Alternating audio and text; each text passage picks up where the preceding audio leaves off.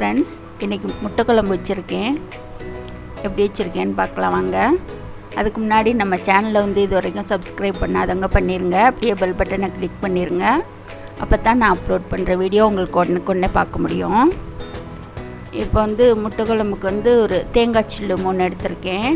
சின்ன வெங்காயம் கொஞ்சம், அப்புறம் வெள்ளைப்பூடு ஒரு 10 பூண்டு, புளி ஒரு நெல்லிக்காய் சைஸ் அளவுக்கு ஒரு 2 சொல்லன்னு வச்சுக்கோங்களேன், கருவேப்பிலை தாளிக்கிறதுக்கு, தக்காளி சின்னதாக ஒரு 5 தக்காளி எடுத்திருக்கேன், அடுத்து பச்சை மிளகாய் 4, மல்லித்தலை.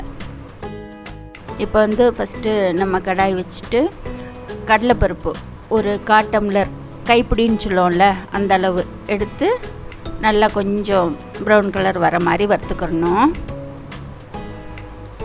கடலைப்பருப்பும் பாசிப்பருப்பும் போட்டு தான் நம்ம இந்த இது பண்ண போகிறோம். ஃபஸ்ட்டு கடலைப்பருப்பு வறுத்தாச்சு. இப்போ அதே அளவு ஒரு கைப்பிடி அளவு, அந்த டம்ளரில் 1/4 டம்ளர் அளவுக்கு பாசிப்பருப்பு, அதையும் கொஞ்சம் ப்ரௌன் கலர் வர மாதிரி நல்லா வறுத்துக்கணும். இதை வந்து மிக்சியில் அடிக்கணும். அது கொஞ்சம் ஆறு வரைக்கும் நம்ம இந்த இதை தாளிச்சுக்குவோம். ஃபஸ்ட்டு நல்லெண்ணெய் விட்டு இந்த சின்ன வெங்காயம் பச்சை மிளகாய் இது 2ஐயும் நல்லா வதக்கிக்கலாம்.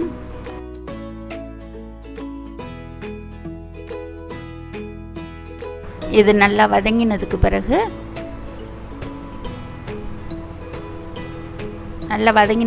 அடுப்பு ஆஃப் பண்ணிடுவோம். ஏன்னா அதெல்லாம் அரைச்சிட்டு அப்புறம் இதில் வந்து சேர்க்கணும். அது வரைக்கும் இப்போ வந்து இது வந்து குறைன்னு தான் அரைக்கணும். ரொம்ப பவுட்ரெல்லாம் அரைச்சிடக்கூடாது. ரொம்பவும் 2 மணி நேரம் இல்லாமல் ஒரு பாதி சைஸ் அளவுக்கு அரைக்கணும் குறைன்னு. அடுப்பு ஆஃப் பண்ணிட்டேன். அதில் ஆஃப் பண்ணதுக்கு பிறகு தான் இது கலந்துருக்கேன். கொஞ்சம் பெருங்காயம் ஒரு 1/4 ஸ்பூன் பெருங்காயம். ஏன்னா கடலைப்பருப்பு பாசிப்பருப்பு போடுறோம் இல்லையா, முட்டையுமே வாயு இது தானே, அதனால் கொஞ்சம் பெருங்காயம் சேர்த்துக்கணும். அப்புறம் தேவையான அளவு உப்பு. இதை வந்து முட்டையை போட்டு ஒரு ஆம்லெட் மாதிரி பண்ண போகிறோம். ஃபஸ்ட்டு இந்த அளவு வந்து நான் ஒரு 5 முட்டைக்காக பண்ணியிருக்கேன். இப்போ வந்து இதை வந்து அந்த எண்ணெயிலே நல்லா இது பண்ணியாச்சு. அடுப்பு ஆஃப் பண்ணிட்டேன். சும்மா தான் அடுப்பில் வச்சு அந்த எண்ணெயில் கிண்டியிருக்கேன். இப்போ வந்து முட்டையை உடைச்சி விட்டுக்கலாம்.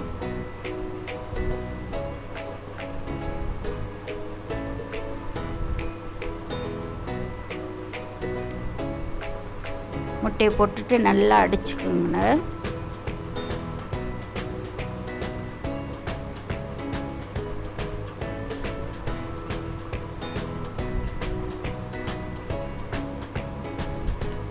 இப்போ வந்து ஒரு கடாய் வச்சுட்டு இதை வந்து ஆம்லெட் மாதிரி நல்லா ஊற்றி எடுத்துக்குவோம்.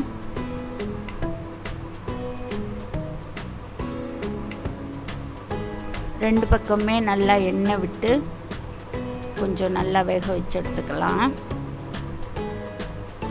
ஒரு பெரிய சைஸ் தோசை மாதிரி வரும். 5 முட்டை போட்டிருக்கோம் இல்லையா, அந்த அளவுக்கு. இதுக்கு வந்து மெயினாக சின்ன வெங்காயம் தான் சேர்க்கணும். பெரிய வெங்காயம் நல்லா இருக்காது முட்டைக்கு. குழம்புக்கு வந்து பெரிய வெங்காயம் போடணும். இந்த முட்டை ஆம்லெட் போடுறதுக்கு வந்து சின்ன வெங்காயம் தான் போடணும். மேலேயும் எண்ணெய் விட்டுட்டு நல்லா திருப்பி போட்டு வேக வச்சு எடுத்துக்கலாம்.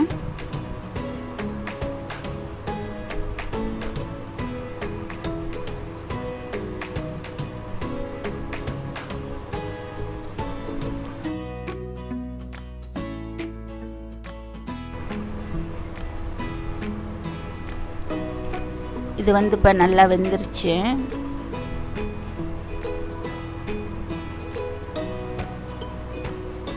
இந்த பக்கமே நல்லா வந்துருச்சு. இப்போ இதை மாற்றிட்டு இந்த அடுப்பில் குழம்புக்கு வந்து ரெடி பண்ணிக்கலாம். சட்டி வச்சு நல்லெண்ணெய் விட்டுட்டு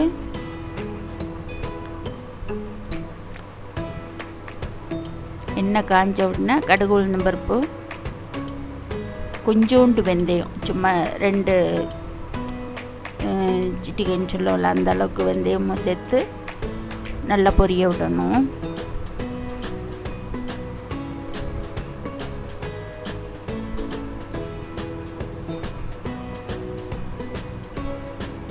வெந்தயமும் போட்டாச்சு, பொரிஞ்சிருச்சு. இப்போ வந்து இந்த வெங்காயம் வெள்ளைப்பூடெலாம் நறுக்கி வச்சுருக்கோம்ல அது, அப்புறம் இந்த பச்சை மிளகாய் கருவேப்பிலை எல்லாத்தையும் போட்டு நல்லா வதக்கணும்.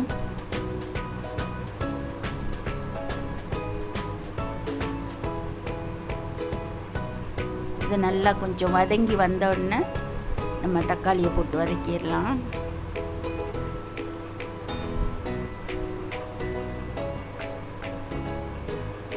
தக்காளி போட்ட உடனே உப்பு போட்டோம்னா சீக்கிரம் அது வந்து வதங்கிடும், நல்ல மெல்ட் ஆயிரும்.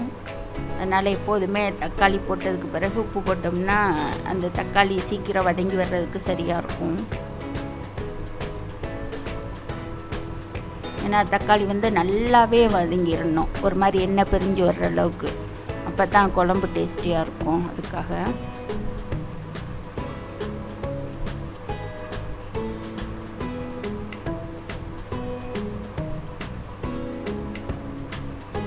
நல்லா வதங்கி வந்துருச்சு. இப்போ வந்து இதில் வந்து மிளகாய் பொடி சேர்த்துக்கலாம். மிளகாய் பொடி வந்து 1.5 ஸ்பூன் போடுறேன். இந்த பெரிய காம்ப்ளான் ஸ்பூன் இருக்கும்ல அந்த அதுதான் நான் வச்சுருக்கேன். அந்த அளவில் வந்து 1.5 ஸ்பூன் போடுறேன் நான். இந்த பாருங்கள், இந்த ஸ்பூன் வந்து இதில் 1.5 போடுறேன் நான். அது மாதிரி குழம்பு பொடி வந்து இதில் 3 ஸ்பூன் போடுவேன். போட்டுட்டு அடுப்பை சிம்மில் வச்சுக்கிட்டு இதிலே கொஞ்சம் அந்த மசாலா பொடி மிளகா பொடியெல்லாம் வதக்கிக்கிறலாம். அப்போ தான் பச்சை வாசனை போயிடும், நல்லாயிருக்கும். அடுத்து வந்து புளி கரைச்சி வச்சுருக்கோம் இல்லையா, அதை விட்டுக்கலாம். புளி விட்டுட்டு அடுத்து கொஞ்சம் தண்ணி சேர்த்துட்டு,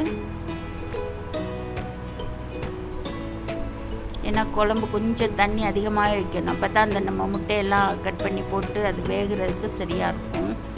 ஏன்னா அது உறிஞ்சும் இல்லையா அந்த முட்டை, அதனால். இப்போ வந்து தேங்காய் அரைச்சி வச்சுருக்கோம்ல அதையும் நம்ம சேர்த்துக்கலாம் இதில்.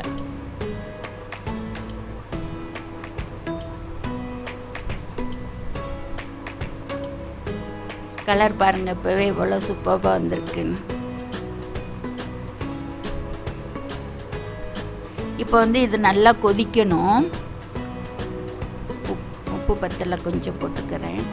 இது வந்து நல்லா கொதித்ததுக்கு பிறகு நம்ம வந்து முட்டையை வந்து பீஸ் பீஸாக கட் பண்ணி எடுத்துக்கலாம்.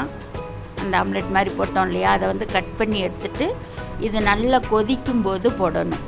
கொதிக்கிறதுக்கு முன்னாடி போடக்கூடாது. இந்த மாதிரி நல்லா கதப்பத்தன்னு கொதிக்கும் இல்லையா, அந்த நேரம் முட்டையை நம்ம சேர்த்துக்கலாம்.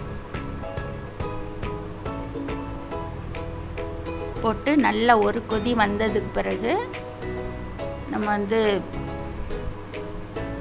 ஒரு கொதி வந்ததுக்கு பிறகு மூடி வச்சு சிம்மில் ஒரு 10 நிமிஷம் வச்சுருந்தோம்னா அந்த முட்டை வந்து நல்லா கொதித்து அந்த மசாலாலாம் அது உறிஞ்சு சூப்பராக ரெடி ஆகும்.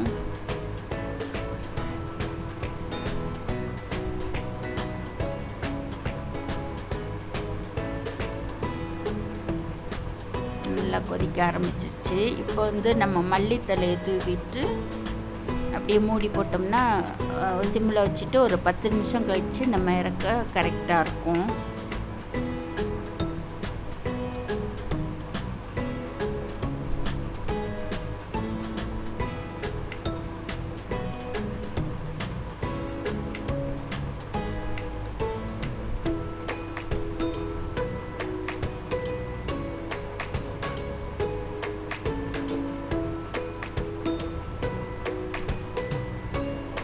இப்போ பாருங்கள், ரெடி ஆகிடுச்சு சூப்பர்பான முட்டை குழம்பு, வெட்டி போட்ட முட்டை குழம்பு. இது வந்து நம்ம சாதத்துக்கு சாப்பிட்லாம், இட்லிக்கு, தோசைக்கு, சப்பாத்திக்கு, எதுக்கு வேணாலும் சாப்பிட்லாம். ரொம்ப சூப்பராக இருக்கும். நீங்களும் செஞ்சு சாப்பிட்டு பாருங்கள் ஃப்ரெண்ட்ஸ். இந்த டிஷ் எப்படி இருக்குன்னு சொல்லிட்டு கீழே எனக்கு கமெண்ட் பாக்ஸில் சொல்லுங்கள். அடுத்து வேறு ஒரு வீடியோவில் பார்ப்போம். தேங்க்யூ.